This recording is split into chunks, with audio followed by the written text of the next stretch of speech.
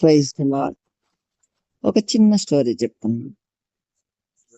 ఈరోజు నేరాలు చేసేవారి కోసం చెప్పు. ఒకవేళ నీకు నేరం చెయ్యాలనిపిస్తుంది అంటే దర్జాగా చేయొచ్చు. ఎలాగో తెలుసా? ఆర్మీలో జాయిన్ అయ్యావనుకో, అనేక మందిని చంపడానికి నీకు అవకాశం వస్తుంది.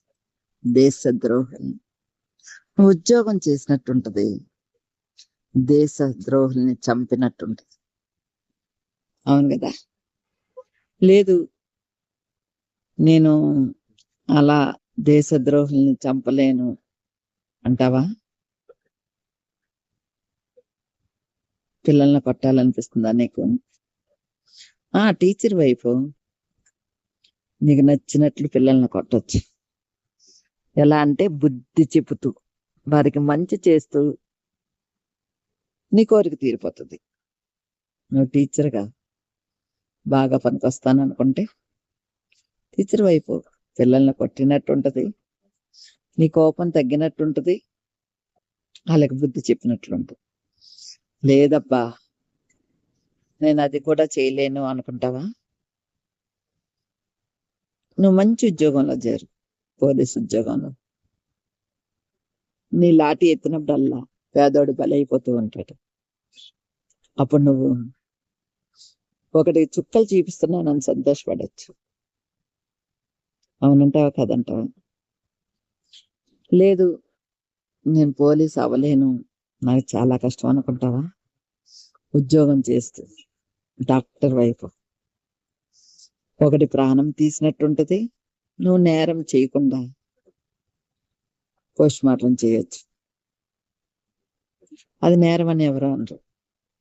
నీ కోరిక తీరుద్ది, అలాగే ఒకరికి ఉపయోగపడే అంశం అందులో ఉంటుంది. ఒకరికి సేవ చేసినట్లు ఉంటుంది, నువ్వు పోస్ట్ మార్టం డాక్టర్ అయినట్లు ఉంటుంది. అనేక పోస్ట్ మార్టంలు చేయవచ్చు. నువ్వు పోస్ట్ మార్టం చేస్తున్నావు, కానీ నేరం కాదు. చూసావా? నీ సంతోషాన్ని ఎక్కడ వెతుక్కోవాలనుకుంటున్నావు? ఇవన్నీ చేయలేను, నేను జాబ్ చేయలేను, కానీ నేరం చేయాలని ఆశ కలుగుతుంది అని నువ్వు అనుకుంటున్నావా? ఇంకా చెప్పాలంటే బాబా వైపు ఎక్కడో చోట కూర్చొని 10 మంది దగ్గర డబ్బులు తీసుకోవాలి అంటే నువ్వు సుఖపడుతూ వాళ్ళని మోసం చేయాలి అనుకుంటే కనుక బాబా వైపు. మన దేశంలో బాబాలకు ఏం కరువు లేదు. ఎక్కడ బాబావైనా నీ డబ్బులు దండుకుండే ఉపయోగం ఉంటుంది. ఒక రాయి పెట్టి పసుపు కుంకుమ వేసి అక్కడ దండేసి నువ్వు కూర్చున్నావు అనుకో, నువ్వు పెద్ద బాబావి అయిపోతావు. ఇదే మన దేశంలో జరిగేది. ఇంకా నీకు నేరాలు చెయ్యాలి, నేను ఎవరికి దొరకకూడదు అనుకుంటున్నావా?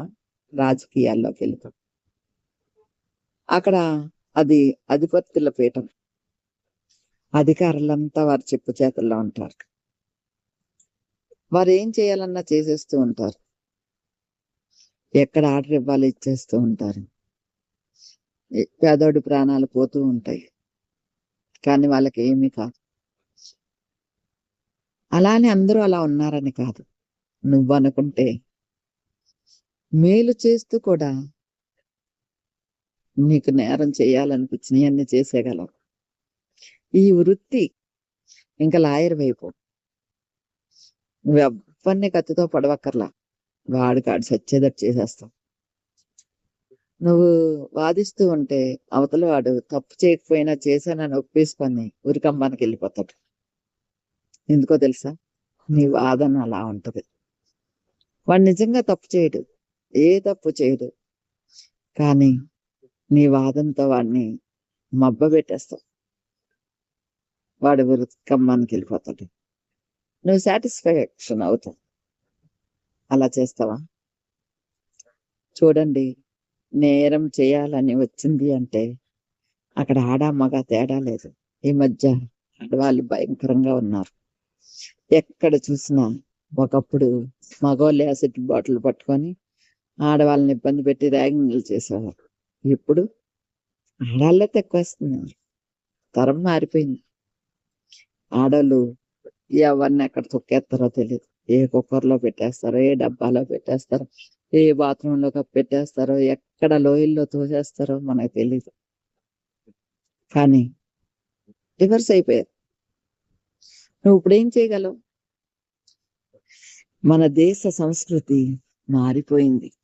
ఆడది అంటే కుటుంబంలో తల వంచుకొని సర్దుకుపోతూ కుటుంబాన్ని సరిదిద్దుకునేలా ఉండేది. కానీ అప్పుడు ఆడ దెబ్బల కాదు సబల సబల అని నేర్పించారు. ఇప్పుడు సబలై చూపిస్తుంది. పెద్దవాళ్ళు నేర్పిందే. ఇప్పుడు తల్లిదండ్రులు కూడా మొన్నొక వింత చూశాను నేను. అమ్మాయి డాన్స్ చేస్తుంది. అబ్బాయి వద్దు అన్నాడు. పెళ్లి క్యాన్సిల్ చేసేసారు. అప్పటిదాకా ఎంత ఖర్చు పెట్టారో కదా. ఇప్పుడు తల్లిదండ్రులు కూడా అబ్బాయిలు మాట్లాడతాక లేకుండా చేసేస్తున్నారు.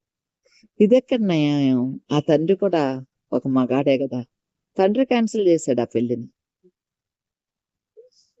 ఇప్పుడు 90s కిడ్స్ అని పిల్లలు బాధపడుతున్నారు కానీ నిజానికి మగపిల్లలకి భరోసా లేదు. ఒకనాడు యుద్ధంలో ఝాన్సీ లక్ష్మీబాయి గెలిచింది అంటే ఆ రోజు పరిస్థితులు అటువంటి. కాబట్టి ఆమె ఆడపిల్లగా కాక మగపిల్లోడిగా పెంచి యుద్ధానికి పంపించారు. రాజ్యంలో మగపిల్లలు చాలా మంది ఉన్నా ఆడపిల్లలు ఎవరూ లేరు యుద్ధంలో అని ఆమె అంతటా ఆవిడే నేను కూడా ఉండాలి అని నేర్చుకుంది. యుద్ధాన్ని నేర్చుకొని ఆమె యుద్ధం చేసింది. ఆ రోజు ఆమె గెలిచింది. అందుకే ఆమె కోసం చెప్పుకోగలుగుతుంది. కానీ ఈ రోజు ఆడవాళ్ళ కోసం చెప్పుకోవటానికి అసహ్యంగా ఉంది. నేను ఆడదాన్నే, కానీ చెప్పుకోవటానికి అసహ్యంగా ఉంది. ఎందుకో తెలుసా? ప్రేమను పంచే ఆడది రక్తాన్ని చిందిస్తుంది అంటే ఇక్కడ అర్థం ఏంటో తెలుసా? దేవుడు బైబిల్లో రాసి పెట్టించాడు. రాకడ సమయంలో అన్ని రివర్స్ అయిపోతాయి. రాకడ వస్తుంది అని తెలియజేస్తున్నాడు. ఆయన బహు కొద్ది కాలంలో వస్తానని తెలియజేస్తున్నాడు. ఈ ఉప్పెనలు రోడ్డు మీద తార్లు వేసిపోతాం ఏంటి? యూరోప్ లో ఎండకి మనకున్న ఎండకే రోడ్డు మీద తారంతా లేసిపోవటం, కార్లు కరిగిపోవటం ఏంటి? ఎంత విచిత్రమో చూడండి. 40 డిగ్రీలకి 45 డిగ్రీలకి అంటే ఆ దేశం ఏమనుకుందంటే మా దేశానికి ఎండ రాదు, మనం తక్కువ ప్లాస్టిక్ తో రోడ్లు వేసుకుందాం అని రోడ్లు వేసేసారంట. తక్కువ ప్లాస్టిక్ తో కార్లు తయారు చేసుకున్నారంట. ఇప్పుడు వాళ్ళకి అది శిక్షగా మారిపోయింది. ఇంకొక చోట భూకంపాలు, భయంకరమైన భూకంపాలు. జనాలు ఎలా చచ్చిపోతున్నారంటే పిట్టల్లా రాలిపోతున్నారు. ఇంకా మన దేశంలోని ఎలా ఉంది అంటే పరిస్థితి అంతా రివర్సే. ఏది మాట్లాడినా రివర్సే. ఎక్కడ మంచి చేసినా రివర్సే. అసలు అప్పు ఇచ్చినా రివర్సే. కనీసం అన్నం పెట్టినా రివర్సే. ఎవరికైనా మంచి చేసినా రివర్సే. బహు భయంకరమైన రోజుల్లో ఉన్నాం మనం. మనకి తెలియకుండానే మనల్ని ఒకరికి అప్పగించేస్తున్నాం, సాతానికి. ఎందుకో తెలుసా? వాడు కుయుక్తి కలిగి ఉంటాడు. మన పక్కనే ఉంటున్నాడు, మన మాటల్లోనే ఉంటున్నాడు. ఆ కుయుక్తిని మనలతో పాటు పక్క వాళ్ళకు కూడా అంటించేస్తున్నాడు. పేటరేగిపోతున్నాడు సాతాన్ గాడు. దీనికి నిదర్శనం ఏంటంటే దేవుడు సమీపంగా ఉన్నాడని అర్థం. ఆనాడు యోబు జీవితంలో సాతాను చేసిన క్రియలన్నిటికీ యోబు ఎంతగా బాధపడ్డాడో దేవుడు రాకడ వచ్చినట్లుగా దేవుడు వచ్చి యోబుని స్వస్థపరిచి రెండింతల ఆశీర్వాదం ఇస్తే అప్పుడు సాతాను గాడు ఏమయ్యాడంటారు? ఆ రోజు అవ్వమ్మను కూడా సాతాను మబ్బబెట్టి మనకిన్ని పరిస్థితులు రావడానికి చేశాడనుకో. కానీ దేవుడు మంచి ఫలాల్ని చెప్పి తినమని, ఈ మంచి చెడుల ఫలం తినొద్దని ఎందుకు చెప్పాడంటారు? అంటే దేవుడికి ముందే తెలుసు సాతాన్ గాడు ఖచ్చితంగా వస్తాడు, వీళ్ళిద్దరిలో ఎవరో ఒకరిని మబ్బబెడతాడు, ఈ పండ్లు తినిపిస్తాడు అని. లేకపోతే ఆయనే తినిపించేవాడు కదా, ఆయనే తినమని చెప్పేవాడు కదా. దేవుడు ఏమనుకున్నాడంటే మంచి ఫలాలను తినిపించి మంచి అభివృద్ధి చేసి నా పిల్లలుగా వీళ్ళు చక్కగా ఎదగాలి, అనేక మందిని కనాలి, దేశాలు దేశాలు ప్రబలాలి బిడ్డలని ఆయన అనుకుంటే సాతాను గాడు ఎంట్రీ ఇచ్చేసాడు. ఇప్పుడు ఆదాము అవ్వ కాలం నుంచి ఆ సాతాను గాడిని దేవుడు ఏం చేయలేడంటారా? చెయ్యగలడు. కానీ నేను పుట్టిస్తున్న ప్రజలు నా కోసం ఏం చేస్తున్నారు? నేను కదా పుట్టిస్తున్నా, నా పక్షాన్ని ఏం చేయగలుగుతున్నారు అని ఆయన ఎదురు చూస్తున్నారు. అయ్యే సువార్త ప్రకటిస్తుంటే యుద్ధాలు జరిగిపోతున్నాయి. సువార్త ప్రకటిస్తే తీసుకెళ్లి జైల్లో వేసేస్తున్నారు. సువార్త అంటే ఇష్టం లేని వారికి చెప్పేది కాదు. సువార్త అంటే మంచి విషయాలు నేర్పించేది. ఇలా ఎవరు అర్థం చేసుకోవట్లా. అసలు వినాలి కదా అక్కడ ఏం చెప్తున్నారు సువార్త ప్రకటించేటప్పుడు. అక్కడ చిన్న పిల్లలు చెప్తున్నారు సువార్త. ఆ పిల్లల్ని అబ్బా ఈ వయసులో వీళ్ళు సువార్త చెప్తున్నారు ఏంటని ఒక్క నిమిషం విన్నవాడు అప్పుడే మారుతాడు. కానీ వినని వాడు ఏం చేస్తున్నాడో తెలుసా? సాతాను కూడా వచ్చి అరే రేగు రేగు రేగు అంటాడు. అంతే, వాడు రెచ్చిపోతాడు, గొడవ చేస్తాడు. ఇంకా మెంటల్ వచ్చేస్తుంది వాడికి. రెచ్చిపోయేవాడికి ఏం చేస్తాడు? ఒక రాయి పెట్టి బాబా అయిపోమంటున్నానే, అయిపోతాడు అవసరం అయిపోయి. బాబాలకు మొక్కేస్తారు, రాళ్ళకి మొక్కేస్తారు, అక్కడ ఏమి చేయలేని వాటికి మొక్కేస్తారు. ఏమైనా చెయ్యగలిగిన వాడిని పైకి రానివ్వరు. ఒక శాస్త్రం ఉంది కదా, అన్ని దేశాల్లోనంట ఎవరైనా పైకి వస్తుంటే వారిని ఎంకరేజ్ చేస్తారంట, మోటివేషన్ చేస్తారంట. కానీ మన దేశంలోనంట ఎవడన్నా పైకి వస్తుంటే వాడు కాళ్ళు ఇచ్చుకొని కిందకి లాగేస్తారు. ఎందుకో తెలుసా? మన దేశం ఎలా ఉందో తెలుసా? ఒకడు ఎదిగితే చూడలేడు, ఒకడు ఏదన్నా కొనుక్కుంటే చూడలేరు, ఒకడు సంతోషంగా ఉంటే అస్సలు చూడలేరు, ఒకడు మంచి ఉద్యోగం చేస్తుంటే ఏడి చచ్చిపోతారు. వాడి క్లాస్మేటే, వాడి స్నేహితుడే అయి ఉండొచ్చు, వాడికంటే ఎక్కువ జీతం తీసుకుని వాడికి కుళ్ళు వచ్చేస్తుంది. ఇలా ఉన్నారు మనోళ్ళు, ఇండియన్స్. మన వాళ్ళు అని చెప్పుకోవటానికి గర్వంగా లేదు. వీళ్ళు ఇతర దేశాలు వెళ్ళి ఆ దేశాలలో కూడా పాడు చేసేస్తున్నారు. అక్కడ కూడా ఇదే మొదలెట్టారండి. అంటే సాతాను ఎలా క్రియేట్ చేస్తున్నాడో చూసారా? సాతాను అంటే ఎవరో కాదు, మనతోనే ఉంటాడు, మన ఆలోచనలతోటే ఉంటాడు. మనం అది కనిపెట్టుకోవాలి.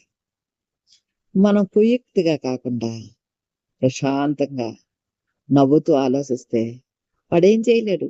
అసలు మనం ఎప్పుడు నవ్వుతూ ఉంటే ఏం చేయలేడు. ఎందుకో తెలుసా? వాడు ఎప్పుడు బాధపడతామో అప్పుడు దూరిపోతున్నాడు. ఎప్పుడు నవ్వుతూ ఉన్నాం అనుకో వాడికి కంగారు వచ్చేస్తుంది. ఎలా ఎలా ఎలా ఎలా అని. అప్పుడు మనల్ని వదిలేసి వేరే వాళ్ళని చూసుకుంటాడు. ఎవరు ఏడుస్తున్నారో, ఎవరు కోపంగా ఉన్నారో, ఎవరు బాధలు పడుతూ ఉన్నారో, ఎవరు హింసించబడుతున్నారో వాళ్ళ దగ్గరికి వెళ్ళిపోతాడు. అదిగో అదిగో నువ్వు ఇక్కడ ఏడ్చావనుకో నీకు మేలు జరుగుతుంది, నువ్వు ఇక్కడ బాధపడ్డావు అనుకో నీకు మేలు జరుగుతుంది అని చెప్తాడు. నిజానికి నువ్వు నవ్వుతూ ఉన్నావు అనుకో అనారోగ్యం దూరం అయిపోతుంది. నువ్వు నవ్వుతూ ఉన్నావు అనుకో నీకు కడుపు నిండా అన్నం తినకపోయినా సరే తిన్నంత ఫీలింగ్ ఉంటుంది. నువ్వు నవ్వుతూ ఉన్నావు అనుకో అనేకులకి మంచి పాజిటివ్ మాటలు చెప్పగలవు. నువ్వు చెప్పకనే సువార్త ప్రకటించగలవు. ఎలా అంటే నీ నవ్వులోంచి దేవుడి సంతోషాన్ని నీ మాటల ద్వారా అనేకులకు పంచగలవు. ఇష్టం ఉందా లేదా అనేది అవతల వారి ఇష్టం. మనకి చెప్పాలి అనిపిస్తుంది, తండ్రి ఇప్పుడు ఈ మాట నేను మాట్లాడొచ్చా అని నువ్వు అడిగి మాట్లాడు. అది నచ్చింది అనుకో అవతల వారు వింటారు, నచ్చలేదనుకో వదిలే. వాళ్ళని పట్టుకొని వేలాడమాక. సువార్త అంటే ఎదుటి వాళ్ళని పట్టుకొని వేలాడేది కాదు, మనం ప్రకటిస్తూ ఉంటే మనం వెనకాల వచ్చేది. అంటే దేవుడు మాట్లాడుతూ వెళ్తుంటే దేవుడు వెనకాల వెళ్ళిపోవాలి. ఆయన మన కోసం ఆగకూడదు, మనం ఆయన్ని వెంబడించాలి. అంటే సువార్తని వెంబడించే వారిగా ఉండాలి కానీ రండి రండి అని కేకలేసేవారిగా ఉండకూడదు. మనమేం అడుక్కుండే వాళ్ళం కాదు. ఆయన రాజ్యాతి రాజు, ఆయన బిడ్డలం. మనం సువార్త ప్రకటించాలి. ఇష్టమైన వాళ్ళు వస్తారు, లేని వారు లేరు. మనం ఉన్న చోటు నుంచి అనేక సార్లు దేవుడి మాటలు చెప్పొచ్చు. ఎలా అంటే, ఇదిగో నేను చెప్తున్నా కదా, నా ఎంతో మందికి చేరుతున్నాయి. అక్క ఈ స్టోరీ చాలా బాగా చెప్పారు, నా మనసుకి నెమ్మది వచ్చిందని చెప్పేవాళ్ళు ఉంటారు. ఆ గుడ్ లక్ అని చెప్పేవాళ్ళు ఉంటారు. పర్లేదక్క అని చెప్పేవాళ్ళు ఉంటారు. అయినా సరే వాళ్ళు బాగోలేదని చెప్పినా కూడా నాకు సంతోషమే. నేను చెప్పటం కదా నాకు కావాలి. నేను నవ్వుతూ ఉండాలి కదా అనేకులను నవ్వించాలి అంటే. అవునంటారా కదంటారా? మీరు నవ్వుతూ ఉండండి. యుద్ధం చెయ్యాలి అంటే, పోరాటంలో గెలవాలి అంటే మనమే యుద్ధ వీరులుగా ఉండాలి. ఎక్కడైనా సరే ఇదిగో వీళ్ళని నాశనం చేయాలి, వీళ్ళని కొట్టాలి, వీళ్ళని చేయాలి కాదు. మనం బలహీనులం కాదు ఎవరిని ఏమైనా చేయడానికి. మనం బలవంతులం. మనం ఏం చేయక్కర్లా. మనం యుద్ధానికి వెళ్ళే వారం మాత్రమే. గెలిపించేది దేవుడు. వెళ్దామా మరి యుద్ధానికి? సువార్త అనే యుద్ధానికి మనం ఉన్న చోట నుంచే ప్రకటిద్దామా? మీకు ఈ మాటలు నచ్చితే షేర్ చేయండి, సబ్స్క్రైబ్ చేయండి. అని ఎందుకు చెప్తున్నానంటే, అవును మీకు నచ్చితేనే చేయండి, నచ్చకపోతే అస్సలు ముట్టుకోవద్దు. అక్క మీరు నాకు పంపించొద్దని చెప్పండి, నేను పంపించను. ఓకేనా ఫ్రెండ్స్? Thank you friends.